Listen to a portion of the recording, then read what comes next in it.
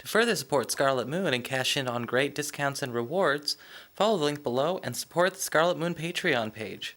I love a good argument and a good debate. That should be no secret to anybody. However, like sparring, sometimes people can get, a little bruised when they're debating and they're arguing. It's important to understand that when we do have our butting of heads, that it's really all meant to be a constructive way to better understand each other. So, in this video, I want to discuss 7 do's and 7 don'ts of good communication in a conflict. And this is a way to equalize the playing field. This is a way to make sure that everyone understands and that everyone is actually working constructively for a solution to the debate or the issue at hand. Now, good communication isn't about who has the most flowery and loquacious speech. Good communication isn't about how many words you use. It's about choosing your words well and making sure that you are as close to unmistakable in your conveyance of your feelings as possible. Let's talk about the do's first, the 7 do's of good communication. Number 1, do observe and assess your communication partner. This has gotten a little bit more difficult over the years since a lot more conversation and a lot more communication happens electronically. It's very important to understand what that person is doing, what may be going on in their life, check in with them, make sure there's a situation going on that, that this conversation can work well in. Emotions can get high in arguments and debates, absolutely. But what we don't want to do is we don't want to, have it go from 1 to 10 in the first 10 minutes. That definitely indicates that we're probably not ready to have this discussion. And that's okay. Number 2, actively listen. The fact that we have to say actively listen just drives me up the wall. But actively listen, this means it's important to be able to stay with your partner during that dialogue. Okay, when that person is talking, when that person is speaking their truth and saying their piece, it's very important to make sure that you are following with them.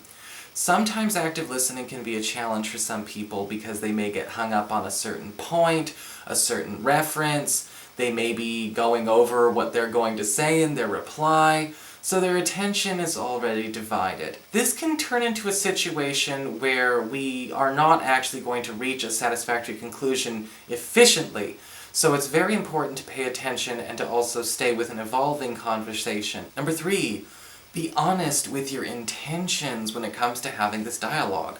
Why are we here? Why are we talking about this? It's very important that a person knows why we are actually having this discussion. There could be several reasons. Problem solving is definitely a big common one, but not everyone is ready to problem solve when they're ready to have a dialogue. Yes, that exists. Sometimes a person may be in a situation where they're not trying to solve anything, they just want to process, they just want to, go through and process feelings. That is perfectly fine. Be honest with what you're trying to achieve in this conversation. And that can always be a tricky thing. Sometimes you gotta be honest with yourself before going into a conversation to make sure that you know what your intention really is. Number 4, make sure you share your uncertainties. This is very important because a lot of the time we as a people, especially in this day and age, want to feel empowered, we want to feel strong, we want to feel like we are in charge.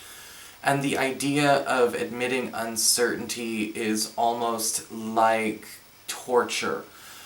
That is a huge ego problem, I think, with the collective.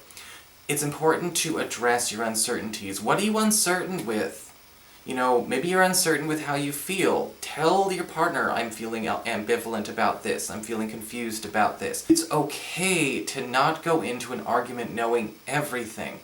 It's important to not try to go in thinking that this is some kind of war. We're not in the debating society.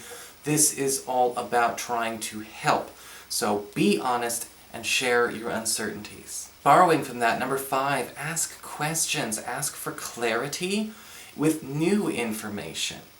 Sometimes people want to hold on to something they are confused with. Again, going back to the uncertainty.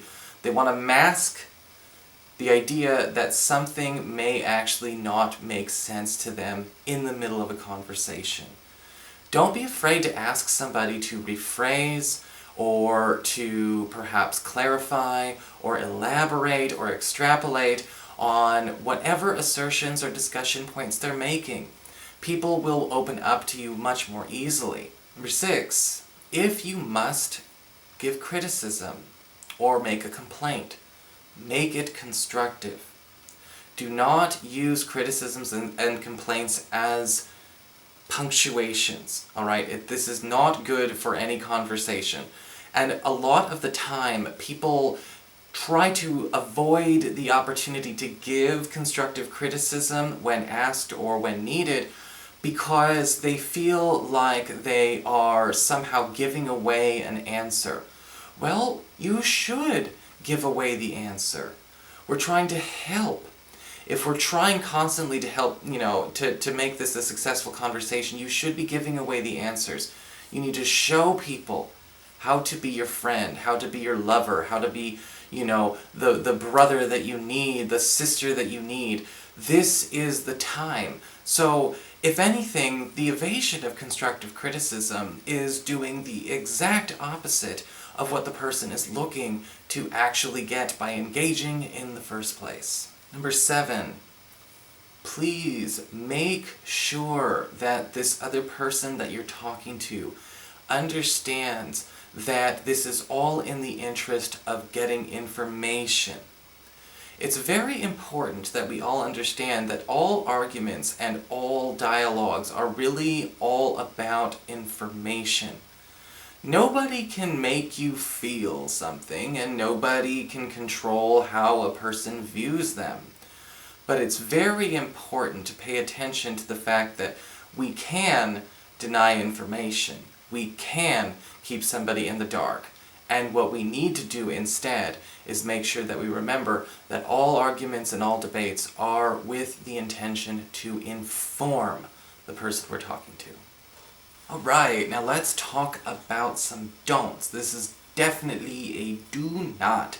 Do not do these next 7 things if you want to have a constructive and effective dialogue. Number 1, do not stick to a script or a rehearsal. My goodness, this can be a big issue for a lot of folks because we do live in a world now where, funny enough, there are more time delays in our communications. We have a tendency to want to rehearse things. Everyone, every once in a while, has a tendency to, I'm going to rehearse, this is what I want to say to that person, and this is what I want to say to that person. But be careful, because sometimes when we get attached to a script or a rehearsal, it takes us out of active listening. We may find ourselves in a situation where we're playing a sort of tug-of-war over who the attention is, who's the star of the discussion. Is there a good guy? Is there a bad guy?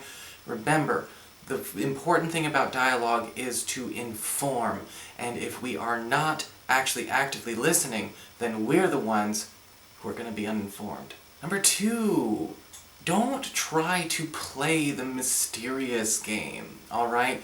This is a common issue in a lot of situations where a person might not want to let somebody know that they have not given something a lot of consideration or a lot of thought. Whether it's a relationship, whether it is a living situation, whether it is a business situation. Sometimes people will try and be mysterious on purpose. Do not do that. At the same time, do not do that in the interest of trying to make a point. Because what happens is that it looks a little bit more like a defensive mechanism. Even if you aren't ready to talk and you don't want to talk, say something like, I don't want to talk about this right now, or I'm still thinking about how I feel about this situation, this is where I am right now. Let that intention be known. Do not simply try and do the mysterious game. Number 3, the evil twin of the mysterious game is the puzzle game. The puzzle game where we're trying to lead somebody through breadcrumbs of subtlety and riddles. We're trying to help somebody to understand something that we are not articulating. And here's the thing. Being articulate is actually in and of itself very easy to do. All you have to do is broadcast what you feel, what you are honestly intending to achieve. Number 4, do not deflect or be dishonest about your lack of certainty. Okay? We already said be honest about your uncertainty, so the last thing you want to do is go into a situation bluffing.